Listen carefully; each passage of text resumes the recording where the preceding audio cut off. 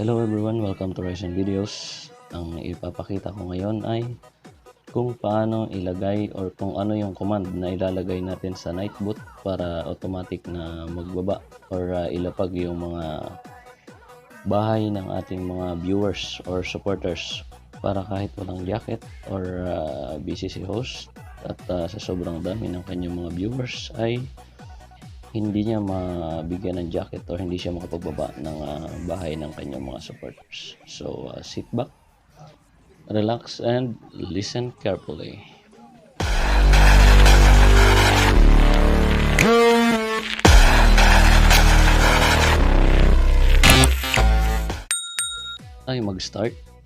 Bago tayo mag-start, dapat nakalagin ka na kay Nightbot.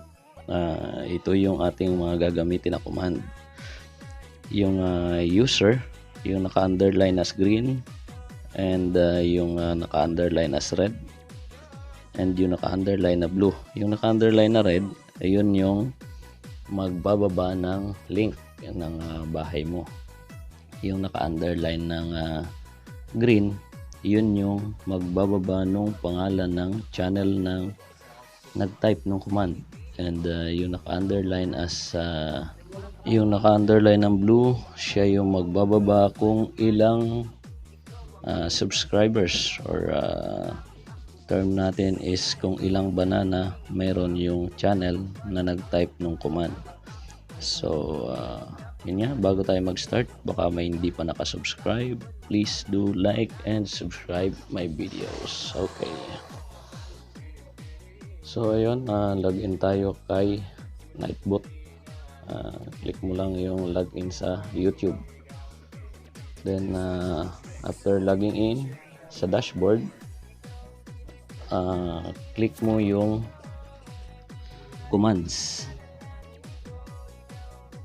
After clicking commands,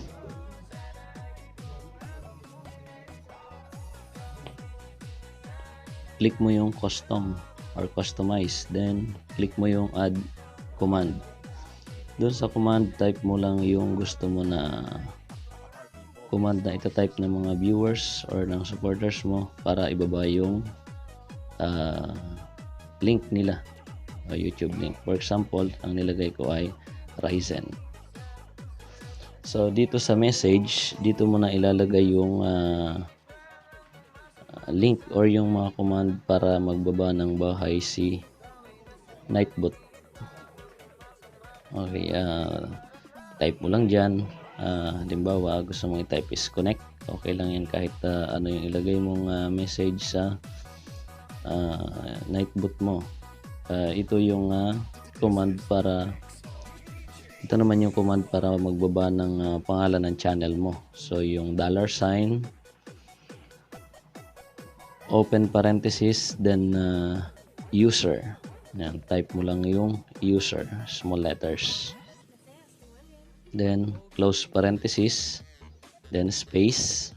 Pwede mong lagyan ng colon or kahit wala namang problema. So hindi naman siya kasama dun sa command. Then yung next is type mo lang yung https, then colon, / and youtube.com, walang space, then / ulit, channel, then same pa rin, walang space, / ulit, and $, then open parenthesis, user, close parenthesis, and then wala pa rin pong space yun, dire-diretso lang. Next is type mo yung user ID pala, correction, user ID, tapos question mark sub underscore confirmation equals 1. Dun sa make sure na dun sa user ID, close and open parenthesis, question mark, tsaka sub confirmation, wala pong space yun. So then equals 1. Sundan lang yung nakalagay na link. Yun na po yung magbababa ng ating channel link. Yun na yun. Ito namang susunod, siya yung magbababa ng number of subscribers. Yung type mo lang $, open parenthesis, URL fetch, space, https:// and yung rokbot.xyz/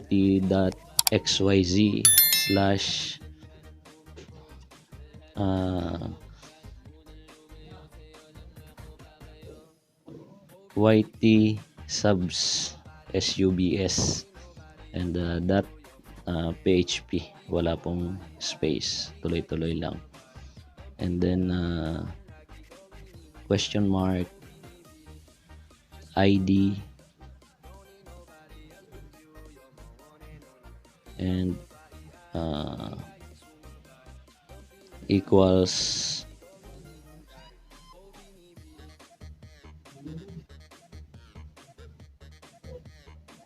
$,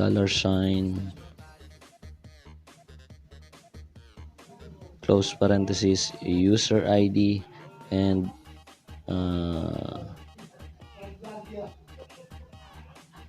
open parenthesis, dalawang close parenthesis pala, correction, dalawang close parenthesis.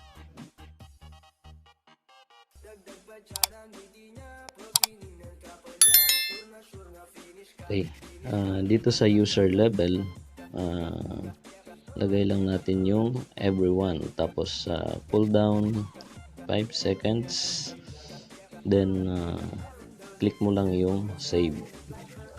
Okay na yun. So after dun, maglalagay na din tayo ng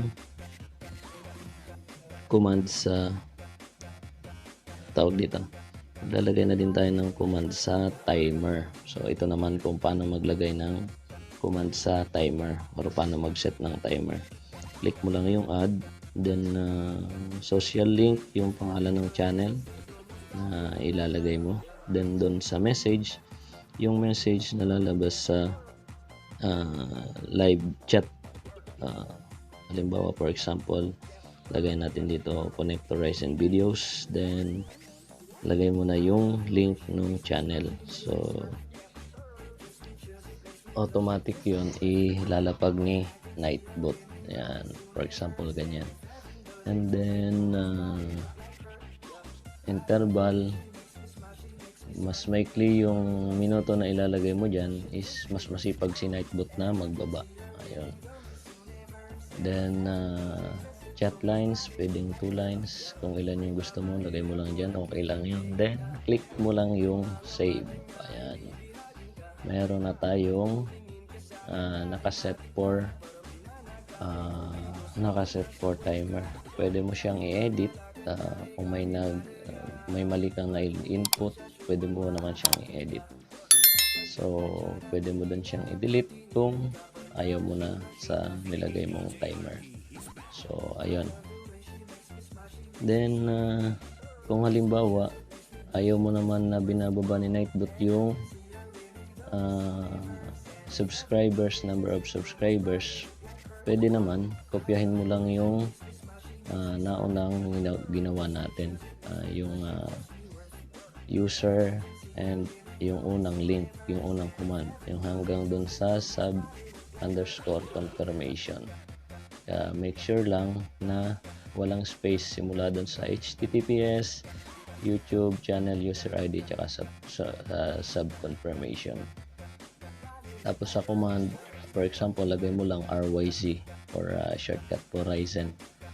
So tapos user level, everyone, then save mo na nun. Ngayon, dahil nakapag-set na tayo ng command, yung automatic command na magbababa ng bahay, itatry natin sa live.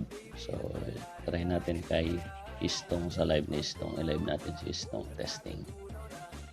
So yung thumbs up, nagawa na natin yun before. Try natin kung gagana pa rin. Ayan, Wait lang natin ng konti dahil medyo loading si Nightbot tsaka si Lolo. Then hintayin nating lumabas si Nightbot.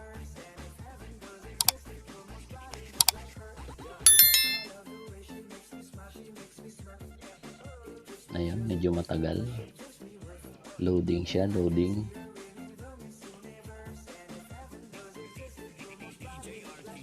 Natutulog pa yata. Ayun, lumabas na si Nightbot.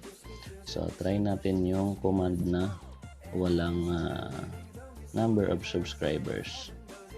Ayan, so gumana siya. Walang problema. Then next natin i-try yung my number of subscribers, Ryzen.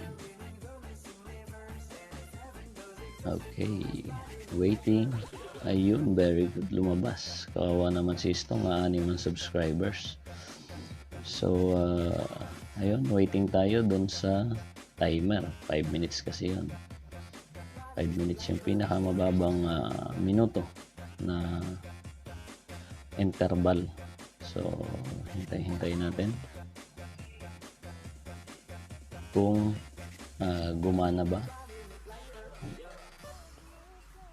Ayos daw, gumana. So ayun, wala pa. Then dito ilalagay natin yung sa spam protection. For example, dito sa blacklist, yung mga foul words, halimbawa fuck you, yan, yung mga foul words lalagay mo dyan kung gusto mong mapilter ni Nightbot. Although si YouTube meron din namang picture na ganito, pwede mo ding ilagay dun. So dun sa ilagay mo lang yung exempted, halimbawa user or yung owner or yung moderator, pwede mo lagay dun. Exempt mo yung owner, tapos dun sa excess caps lagay mo lang yung limit kung hanggang ilan, then exempted user level, lagay natin owner. Try natin kung gagana. I-on mo lang sila lahat. Then same din dun sa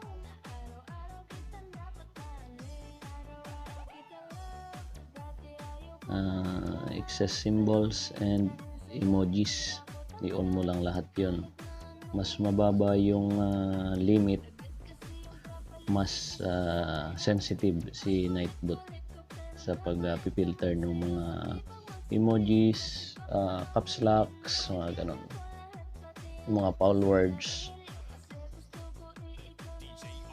Yan, try natin kung gagana kay live.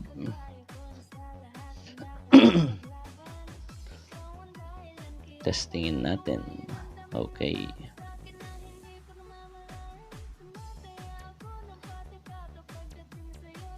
Try natin yung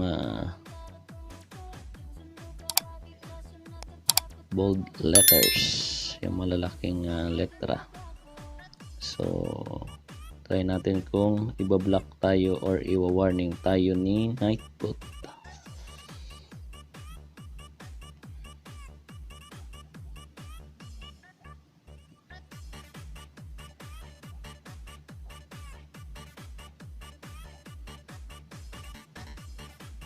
Testingin natin na gamitin si Ploys. Dahil exempted yung owner, syempre hindi siya ibablock. Try natin dito sa isang account kung ibablock. Yan, unahin natin yung caps lock or bold letters. As you can see, yung owner hindi niya ibablock kasi nga naka-exempt. Then try natin yung emojis and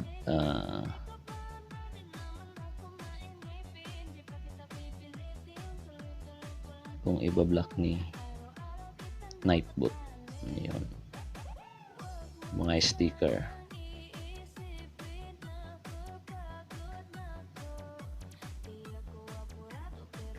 Ayun, nagpaalala si Nightbot. Hey, chill out. Stop spamming caps lock. Ayun. Nag-warning siya. So, pag inulit mo pa ulit, ita-time out ka ni Nightbot. So, try natin ulit.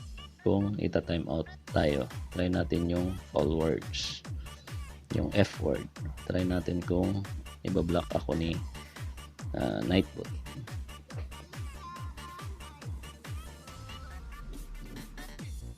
Waiting tayo, waiting. So ayun, nagpaalala na naman si Nightbot na bad nga daw yun. Try ulit nating mag-type ng emoji. Ayun, nagalit na si Nightbot. Hindi na pinapasok ang aking tinype na text or chat. Ayun, time out na ako for 600 seconds. Dami na.